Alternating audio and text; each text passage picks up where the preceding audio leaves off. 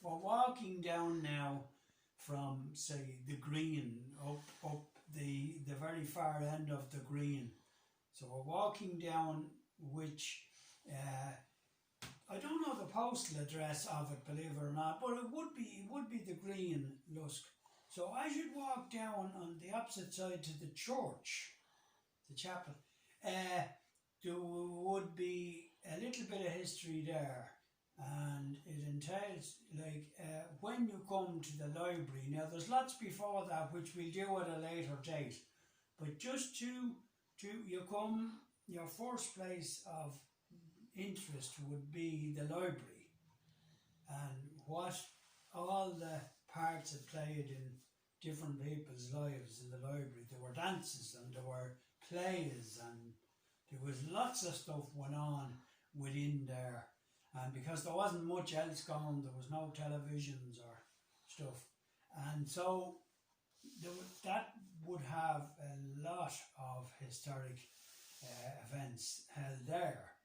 But right beside it, and very conveniently beside it, there was a shop. And because this lady that had the shop had the foresight to sell minerals and sweets and chocolates and all the stuff that instead of nowadays you'd be drinking mostly in the top shop or somewhere, but these were different times. So there was people at the dances that went out to the shop and maybe bought something for someone they'd met at that dance to enhance their chances, let's say, just for want of a better.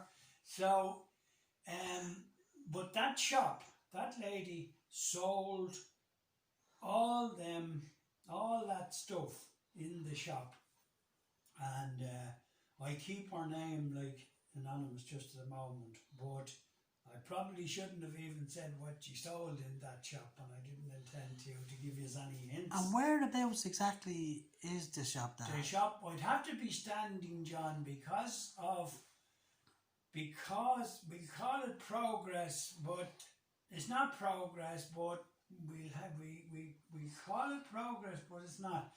That Barney built all the glass houses there with a gateway, and there's a plaque like in that sort of general area. But I will, when we're doing this properly, I will stand right outside the door of that shop, right? But sitting here where I am in the cottage, I can't, John, answer your question other than say to you that I will stand at where the doorway was in Is that it on shop. Hans Lane? No. Hans Lane is a way up, John, where Hans shop was. That's why they call it Hans Lane. But the point is, just remaining back going back to I nearly said her name there. Going back to her, and but I'd just like to add this bit in because it's important to me. But I'd say it's probably, there's people out there that would be listening to this that it might be important to them as well about that person's shop. But what was important to me was at the time that every Sunday night my dad went for a few pints in Murtazabalock, the pub. But on his way home, he would stop at that lady's shop to bring me home a bar of chocolate and a bag of crisps, and Tony the same. Now, we would sit up waiting on Sunday night. Now, I do remember at that age, I probably was 6 or 7, so I slept in the same room as Dan Ma. So what they done, like, I mean, with me there, they had to do all sorts of tricks, I'd say, to avoid my presence in the room. But I would sit up waiting on this bar of chocolate and a bag of crisps. But there's one night I do remember, no crisps, no chocolate. Because I think he said, oh, I nearly said her name again, but he said the shop was shut. But it was felt at the time that when it was talked about the next day, big deal, you didn't get your bag of crisps, you didn't get your chocolate. I think he got a few points too many that night, and that he was delayed in Mr. Mortis. And so the excuse was anyhow that she was closed, but she would have remained open because she liked to chat, and that was part and parcel of how much she was liked and how her sales went. It was due to her personality as well, and she liked all the newest going for the town. And so for that reason, that's how important that shop was to me. But I'm sure loads of you people out there, your fathers and grandfathers, used that shop for the reasons I've just said. So this shop is on the green, crossing the bandstand. Oh, it's beside the... If you're facing the school, the library... it's beside the library. Beside the library. It was the library there, shop next. Oh my God, right. And I can stand on the footpath. And because I don't know what's there now. I really don't. It's plaque. probably an eyesore compared to the shop.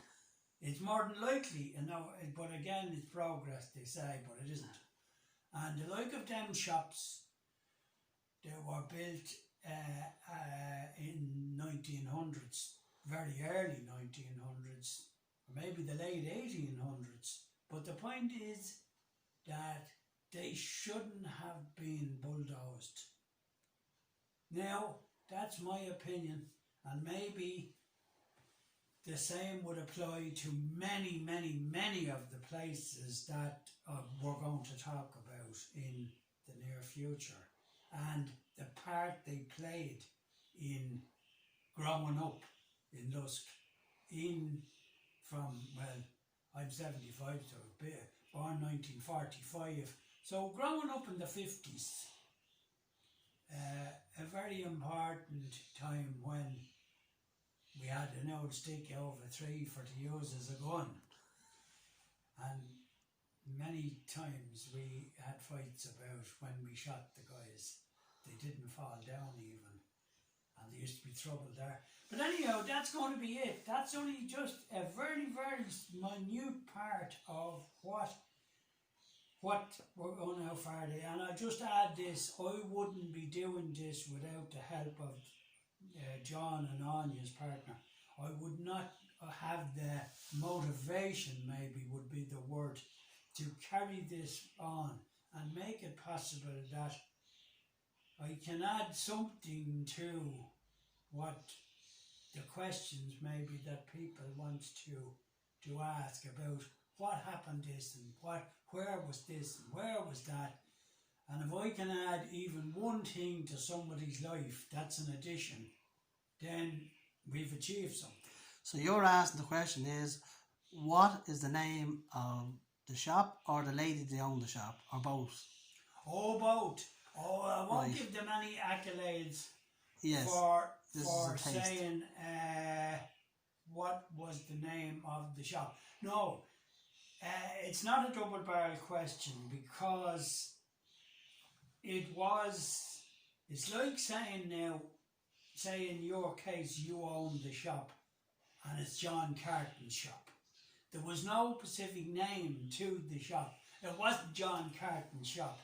It was John Carton's shop, sorry. There wasn't a different name to it like any other name you could think of, as people put all sorts of names on shops. But what it was her name. And if you said her name, it's shop. So a bit like if it was Hans Supermarket. It's Kate- Hans Katie Hunt's. Katie Hunt's shop. That's Right. another thing that will be in the thing, but that's at a later date. Again, So you either know it or you don't. Mrs. Neary's shop. Mrs. Neary's It was shop. Mrs. Neary's shop that I would know in my time. Mrs. Neary, Teresa, there was a little shop on the green, the other side. Ah, no, that was later. Right. Yeah. Okay, so this is going But, right but back. you get a mention too. But, Yes. But Mrs. Neary would play a bigger part Oh, in this. and than then there was another shop there as well. Tom and Paul. Paul is a great football player. Tom O'Hara. That's now in my day, but you're going well before this. Tom O'Hara was a runner in here. Like Tom O'Hara was only a chap. I think the man is dead actually. And his wife, which is, he was married to a sister of Shamie McAnally on the green. They had little Benji on the bonnet, the little dog on the bonnet going around. I think you're right. Yes. Yeah, See, I actually never seen that. Like, there's a few pictures out there. Yeah. they lived. Well, we'd have to go up there now. We'd have to go up. No, we'd have to go up further to start. So the question Because- is, go on, ask the question then. The question is, This is what was the name of the person stroke shop that was right beside the walk out of the library from the dances and plays, and that there was always, when there was a play on, there was a break at halfway through it. Actually, Tony, I think, took part in one of them plays because he had the ability. He was taught by a teacher in Balbriggan Technical School.